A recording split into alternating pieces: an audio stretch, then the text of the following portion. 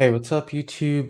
TerrencemYT here, and today we're gonna be talking about rare relics and the Neow blessings.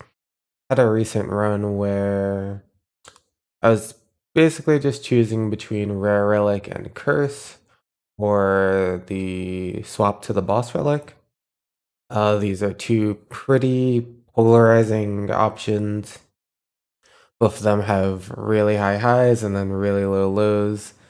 There's rare relics where you can get like incense burner, pocket watch, prayer wheel for the start of your run, things like that. But then you can also get things that straight up won't do anything for like an act and a half, maybe two, maybe three, like calipers, and then there's ginger and turnip that don't do anything act one. There's just like blanks, and then there's unceasing top, which can do nothing for an entire run. Things like that. And then with the boss relic, there's things where you can just straight up win the game, like Pandora's box. And then there's things where you should have lose the game where with like busted crown. There's also things like ectoplasm. I was playing defect, so that's very, very, very bad. And there's also positives like pyramid, runic dome at the beginning is very, very good. Black Star's reasonably good, Coffee Dripper, etc. Things that don't have as bad of a downside. But yeah, this is something that obviously comes up a lot, and it's really hard to tell in the moment. Like you would think that, oh, rare relics are like more rare than common relics. You see them less often, so they must be more powerful. But that's not really the case at the beginning of the run. So let's look at them real quick, and then I rank them a little bit, go through that, and try and figure this out. So we could go through all of them and just like a quick general feeling on them. Bird-faced urn at the beginning is worse than like a blood vial, and you're not very happy with blood vial. This very likely doesn't happen that often. This is very good into Knob and Lagavulin. This is very good into Sentries. This is better than Vajra, but doesn't feel that good. This is very nice to have. This is very nice to have.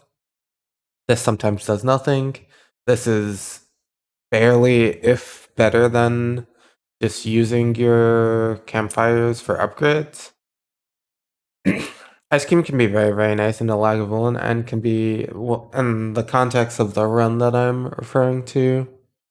It was a defect run, which it can be extremely powerful on. But as far as like early fights and elites, it's not great to like Lagavulin slash bosses, maybe. It's it's good into like Lagavulin Guardian. It's not super amazing into. It's okay into slime probably, but it doesn't feel like that powerful into like slime hexa, but it's okay. Burner is obviously amazing. Lizard Tail's like 30, 35 HP. This is 14 HP. um, this depends on the store. There was no store in the run that we were referring to. Peace Pipe is... It's like better if you get good cards, but if you don't get that many good cards, it's not something you want to see. It's definitely not something you want to see. Pocket Watch is amazing. Prayer Wheel is amazing. Shovels, okay. Like, upgrades aren't that amazing on defect. Stone Calendar is very good if you don't fight Knob, but Knob is one of the really bad things for defect. Yeah, I'd say that Stone Calendar is very, very, very good into Lagavulin. It makes a huge difference. Practically irrelevant into Knob.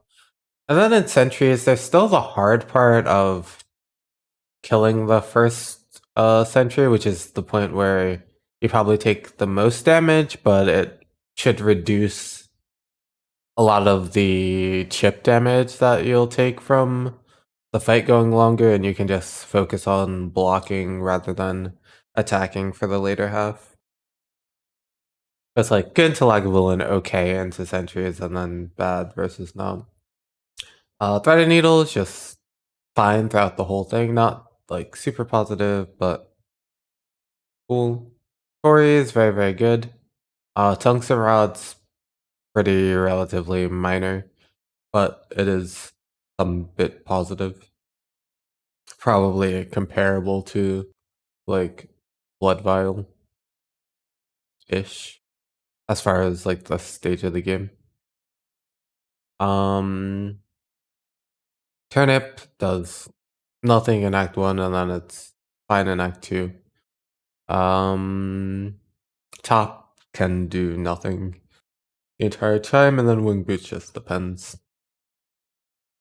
And I mean, we could do a whole other video on boss relics. Not gonna get super deep into it, but there are most of them are just okay. And then there's some that are like near lose the game, which is pretty bad, but it's like Busted Crown, Sozu, and Ectoplasm. Getting these at the start of the run is absolutely terrible for you. But let's get into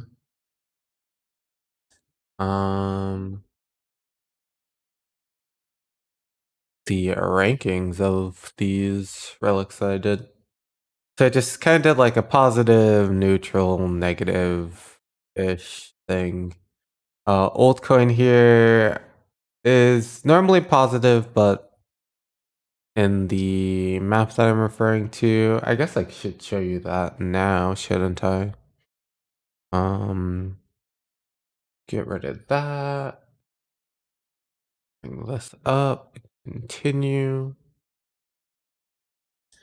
So yeah, in this run, there are no good spots to see a shop.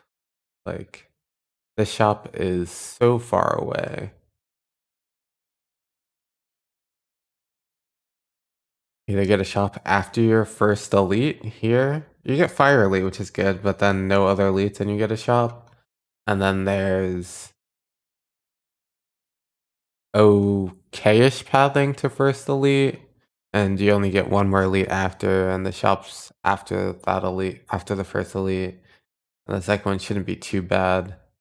But you're kind of just aiming for like the two later elites, really. And there's no, with an earlier one, or you just can't handle it and you do this. But you're aiming for this,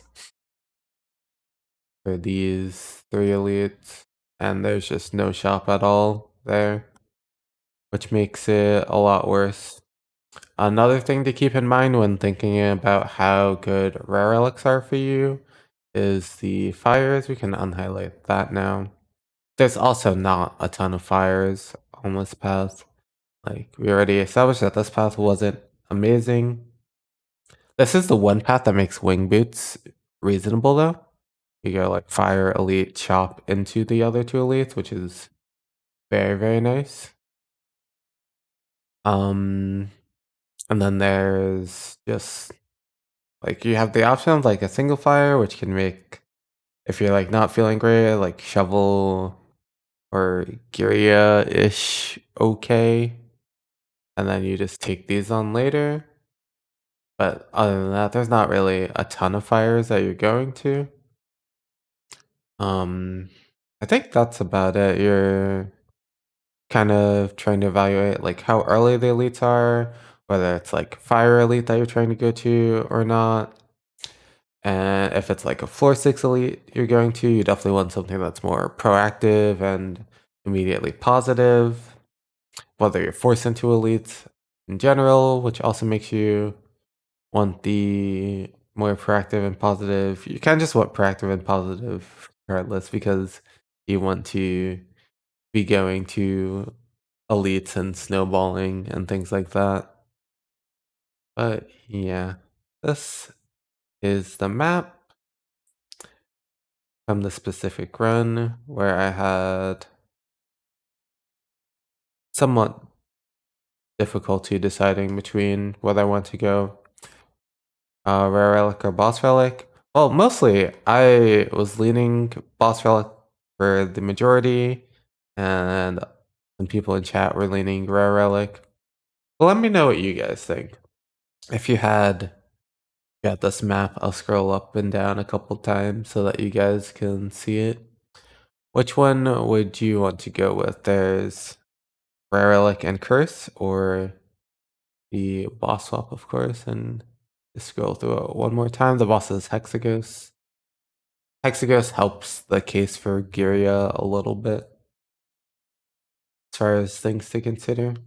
But let's go back to, well, now this is on front, but go back to this.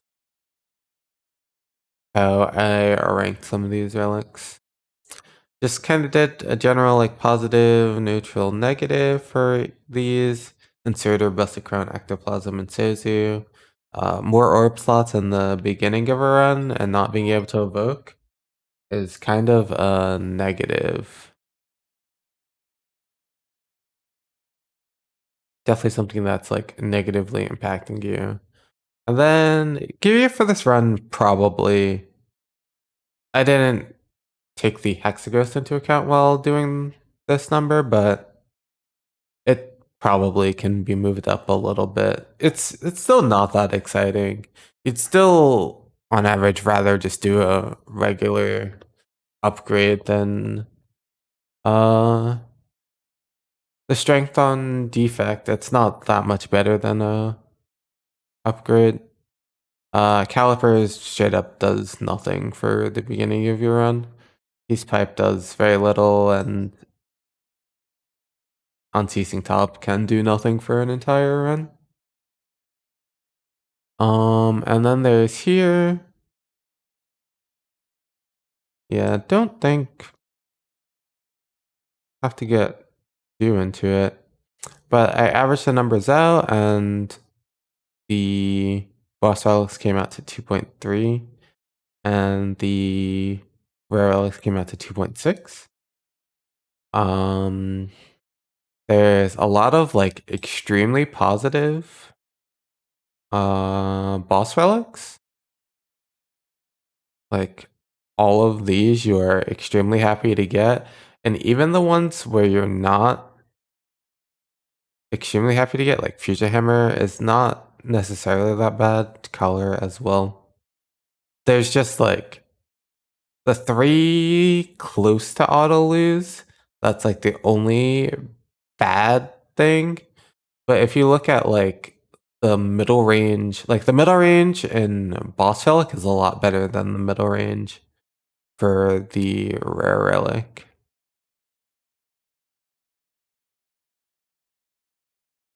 Yeah. And then up here where I kind of try and rank them, just 1 to 47 as far as all of them. And we have the Rare Relic, RR, and Boss Relic, BR. I did not... It gets a little bit harder to rank, like, the 2 to 10-ish, I guess. But I did kind of like the bottom half, and then I did these. And then I was getting up to this, but I don't feel like... These are all just very, very positive. Like, Runic Dome, everything in Act 1 is very predictable, and you just snowball it to the point where it matters a lot less in the late game because you're basically playing like no downside for the beginning of a run. Pyramid retaining cards is very, very good into like sentries and the Lagavulin, and potentially Knob, like retaining dual cast to the end is really, really good. P-Box obviously is nuts. Energy's good. I think that the utility ones, like P-Box, Astro, and Pyramid might be better than the energies. I think that Dome is better than Dripper. Dripper might be... Dripper's probably 10th. Yeah, I think Dripper is probably of these 10th. Like, drawing 3 extra every turn is amazing. Just seeing so many more card award screens is amazing. Tori you can use very, very well, like just a defend into a sentry, and you're taking 1 instead of 5, which lets you put more damage down and all that stuff. Amazing. Astra's pretty good at the beginning. Yeah, it gets a lot harder to rank these, but I think some important things to look at is the back half. This back half here has a ton of rare relics, as well as tiny house. This might be a hot take, I'm not sure. But I think that seeing a tiny house at the beginning of the run is better than most, if not all of these. Like, I'd rather have the card award screen and the guaranteed potion into the elite and the upgrade and the gold if there is a shop into an elite rather than like 1 strength. Like, I'd rather have a tiny house than a Vajra for sure. This can be 2 strength in the context of this run, but a lot of times you don't really want the curses anyway.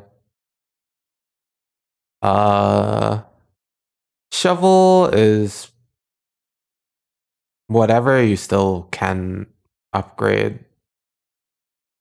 Just max HP, yeah, Tiny House is definitely better. Ginger sometimes does nothing, Tiny House better. Better than remove 2 and lose the orb. Remove 2 and lose the orb is kinda rough, because a lot of times on defect you want to remove 2 strikes rather than strike and defend, because defect starts with the 2 extra damage cards and zap and dual cast. So it gets a little bit rough. You already like take damage.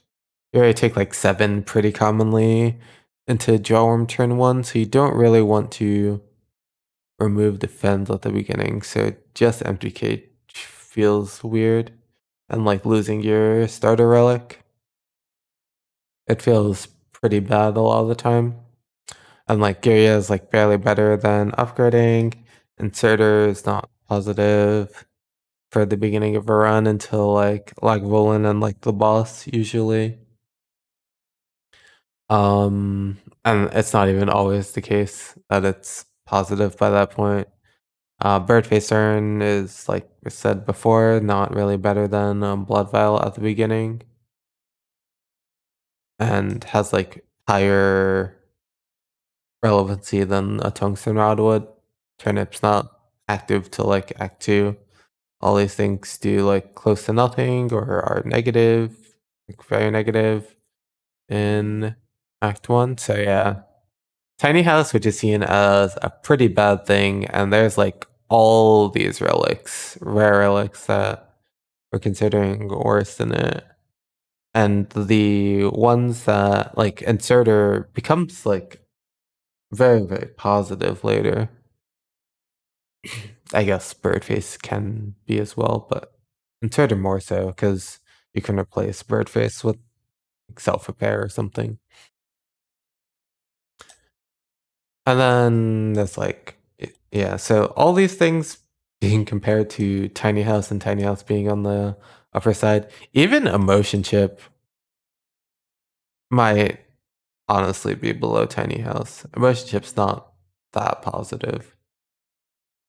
It probably should be neutral.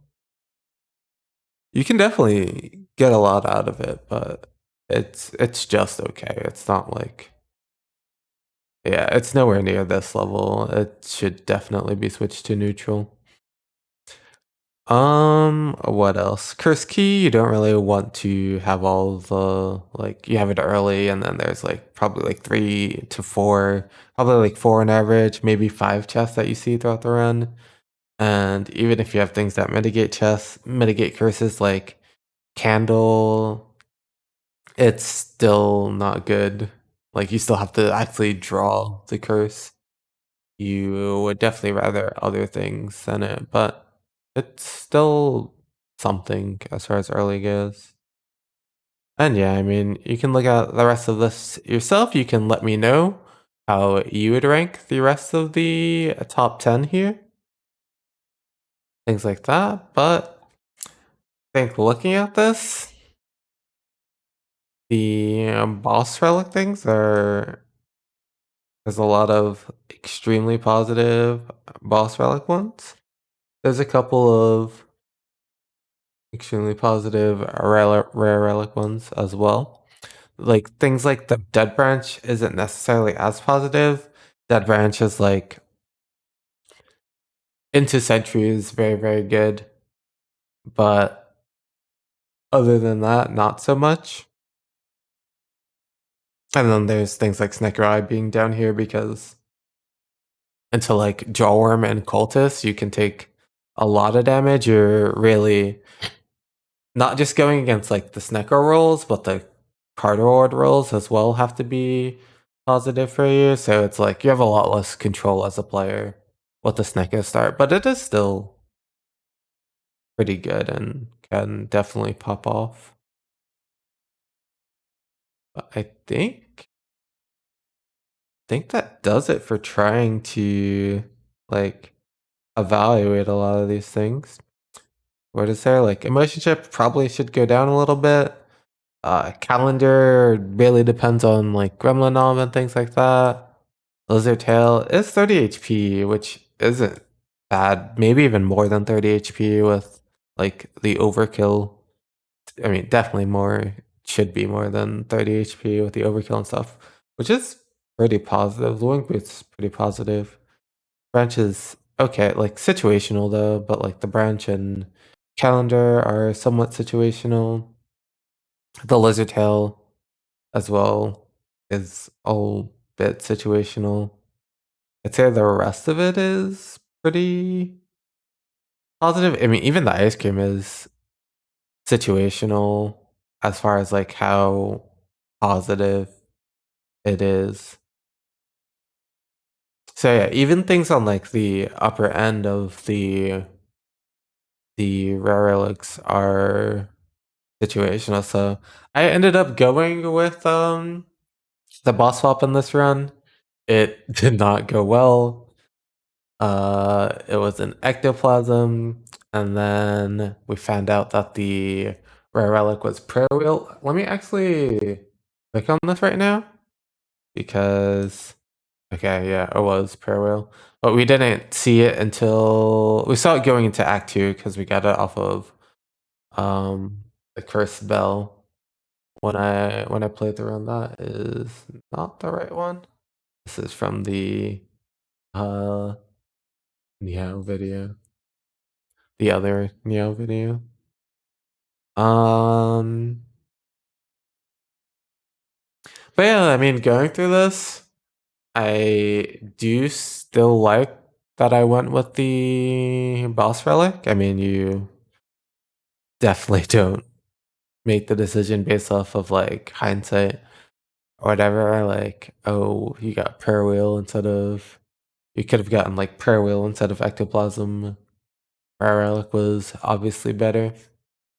But let me know what you guys think. I mean, obviously this is something I have completely worked out, but there's tons of runs where you pick rare relic and it kind of bricks, and then there's runs where you pick rare relic and you get like a pocket watch or a prayer wheel at the beginning or a burner and you like absolutely pop off. So let me know what you guys think. Let me know what you think about how I rank these, and let me know what you would have picked with the map.